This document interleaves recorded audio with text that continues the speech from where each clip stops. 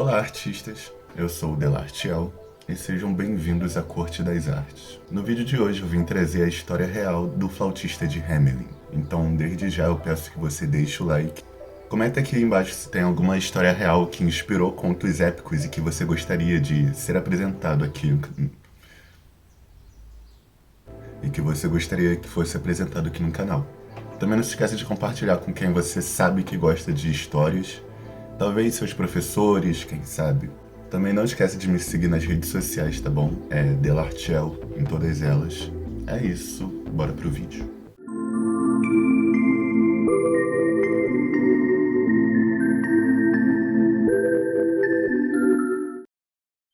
Tudo começou em 1284, na cidade de Hamelin, na Alemanha.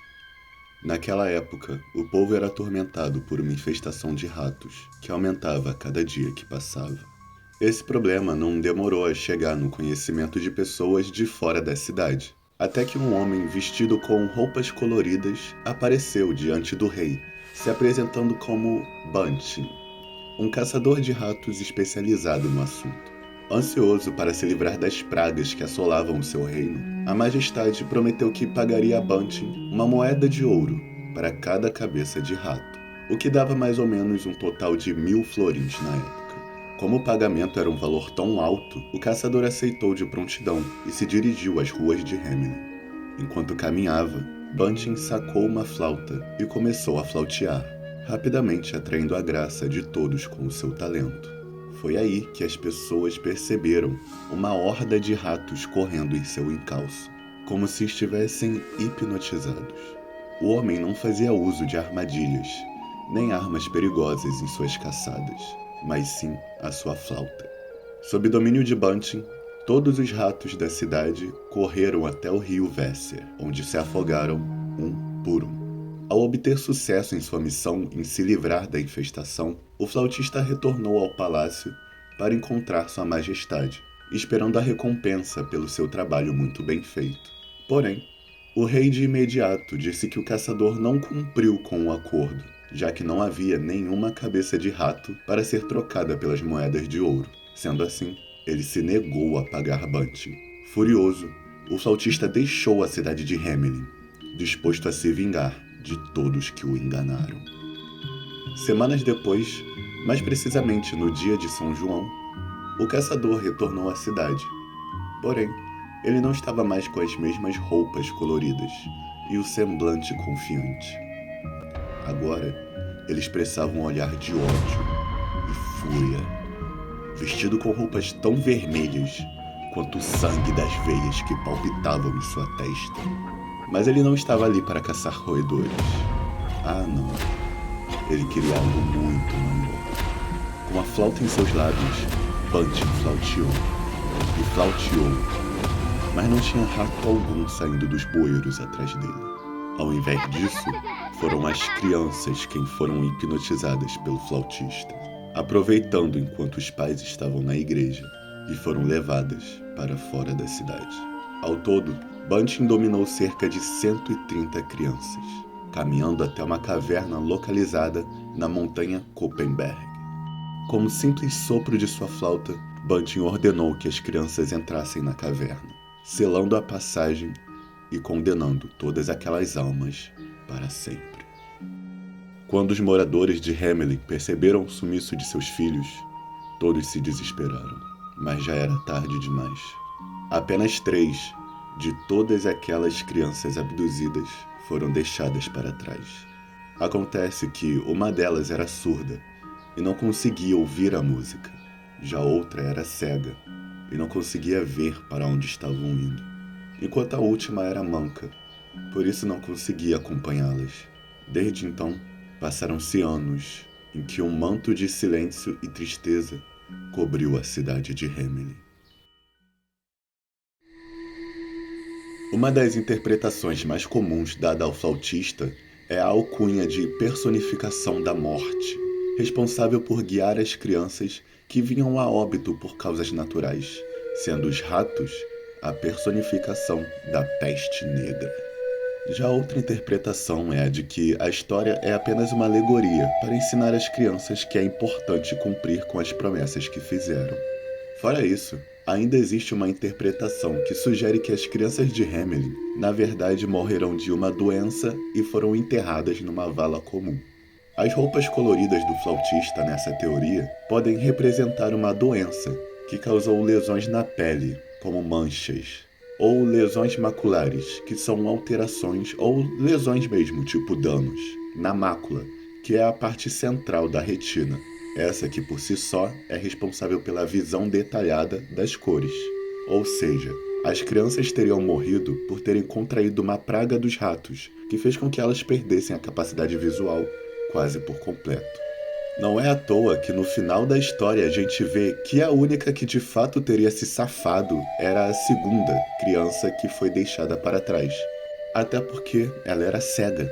Nós vimos que de fato ela estava sob o encanto de Bunty no início, mas como não conseguia ver para onde ele estava indo com as outras, então ela provavelmente apenas ficou andando em círculos ou até mesmo foi impedida por estar dentro de casa, protegida pelas paredes, portas e janelas fechadas. Se você parar para pensar, ser manco não impediria a terceira criança de tentar se rastejar até o flautista, já que ela ainda estava vendo para onde ele estava indo.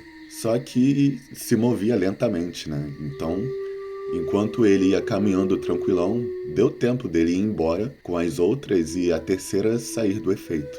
Além disso, ser surda também não impediria a primeira criança de segui-lo. Se por um acaso a surda tivesse visto pela janela as várias crianças saindo de casa e seguindo o flautista, com certeza ela teria seguido as suas amigas, né? Até porque, se bem me lembro, todos da cidade ficaram encantados com a música do flautista. Por isso, a criança surda se lembraria dele e associaria a alegria que o seu povo sentiu com a presença dele. E vendo que as crianças não estavam fugindo ou se afastando dele, mas sim o seguindo, isso só serviria para encorajá-la a seguir o Bunty. Toda essa explicação que eu dei é apenas para mostrar o quanto a visão de fato possui um lugar de destaque nessa teoria.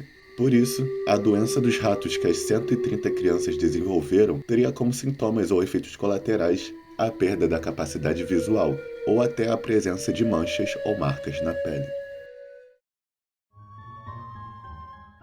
Existe uma inscrição datada de 1602 em uma fachada, afirmando que 130 crianças foram levadas por um flautista em 26 de junho de 1284.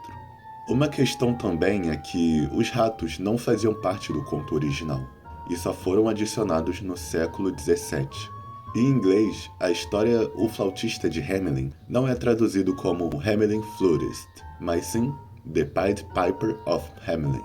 A palavra pied tem muitos significados, referentes a algo que tem duas ou mais cores em sua composição.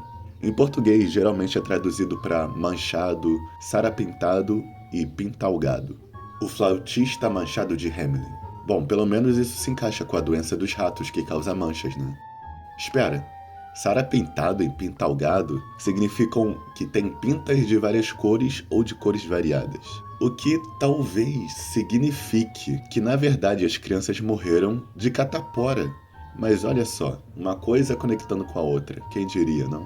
Mas ainda falando do significado em inglês, a frase Pied Clothes Piper acabou se tornando uma metáfora para indicar alguém que atrai um seguidor através de carisma e falsas promessas. Por volta de 1370, o monge Heinrich de Herford escreveu uma crônica chamada A Cadeia de Ouro, escrita em latim, e que descrevia o seguinte relato. Na diocese de Minden, localizada na cidade de Hamelin, no ano de 1284, na festa dos santos João e Paulo, um jovem de 30 anos de idade, bonito e bem vestido, entrou na cidade pelo portão oeste e começou a tocar uma flauta de prata, de forma magnífica. Todas as crianças que ouviram a música, ao todo 130, seguiram o homem para fora da cidade, até o chamado local de execução, ou Calvário, onde desapareceram para sempre. No final do texto, o autor ainda explicita que a mãe do reitor Johann von Lud viu as crianças partirem da cidade, sendo praticamente a única testemunha ocular desse evento. E é isso. Muito obrigado por terem assistido. Eu peço que vocês deixem um like para me ajudar, se vocês gostaram do vídeo. Deixem um comentário para mostrar o que vocês pensaram sobre tudo isso, quais as suas teorias, se vocês acreditam ou não, se é muita balela. Compartilha com quem vocês têm certeza que adoram ouvir histórias. Não se esqueçam de se inscrever também. Confiram os shorts. Muito obrigado por terem aguentado todos os parágrafos e até a próxima.